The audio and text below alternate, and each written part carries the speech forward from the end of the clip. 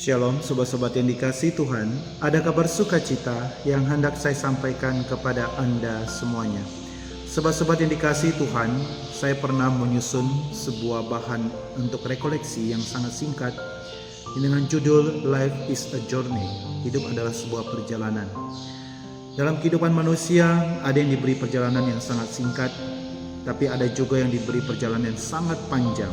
Nah, mengenai perjalanan yang dilakukan manusia adalah menabur. Ada yang menabur yang baik, yang kita ibaratkan, yang kita umpamakan dengan bunga-bunga, sehingga anak-anak pun yang mengikuti apa yang ditabur oleh orang tua pun bisa berjalan dengan baik.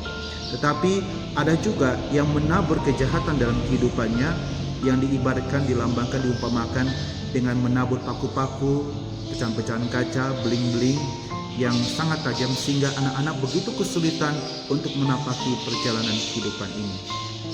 Sobat-sobat yang dikasihi Tuhan, bahkan ada satu pertanyaan yang sering kali ditanyakan oleh umat kepada saya, ketika orang tua berbuat dosa, apakah anak yang harus menanggungnya? Seorang yang berbuat dosa, dia sendiri harus menanggung dosanya, tetapi perbuatan dosa yang dilakukan oleh orang tua, biasanya anak mendapat dampaknya atau pengaruhnya. Kita lihat bagaimana ketika Firaun menentang Allah melalui Musa, apa yang terjadi? Allah memberikan 10 tulah kepada Firaun, kepada Mesir. Yang anehnya Firaun tidak kena sama sekali, tetapi yang kena adalah rakyatnya dan anaknya sendiri. Nah, itulah maksudnya.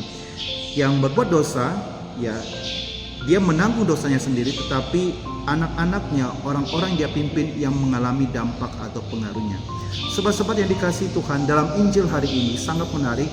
Yesus memberikan perumpamaan kepada para rasulnya.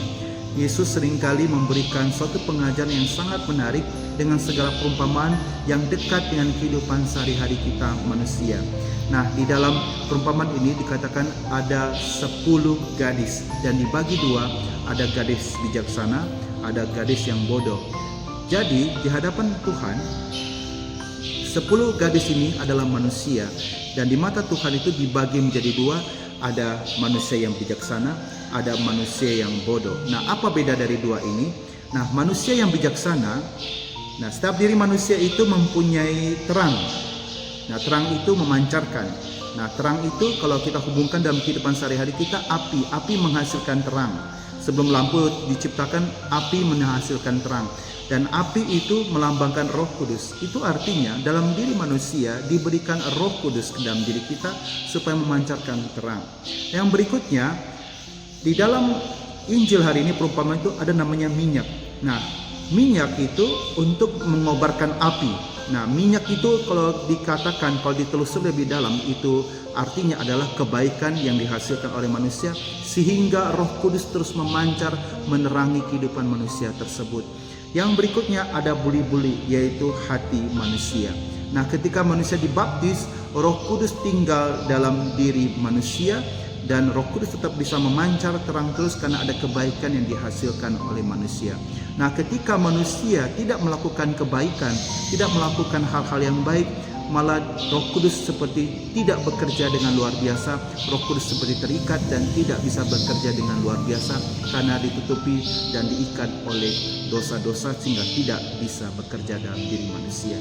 Sobat-sobat yang dikasihi Tuhan, apa yang terjadi ketika pengantin datang, mempelai datang, dan apa yang terjadi?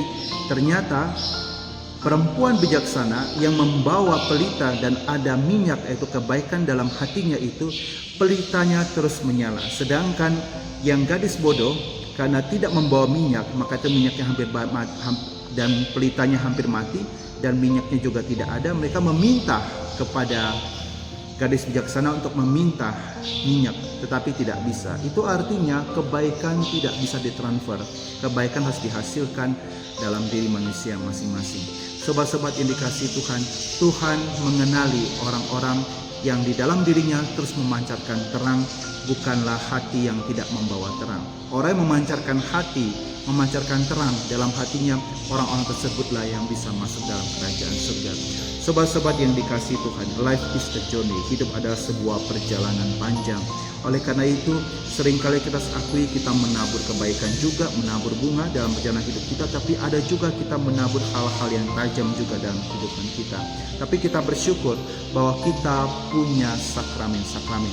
Sakramen pertobatan, sakramen ekaristi, itu artinya seperti kita menabur hal-hal yang jahat, tapi karena kita datang ke sakramen tobat, ke sakramen ekaristi, Tuhan Yesus membersihkan kembali jalan yang apa yang kita tabur, sehingga apa yang akan dilalui oleh anak-anak kita, bahkan kita sendiri kelak nanti, itu berjalan dengan luar biasa dan bagus.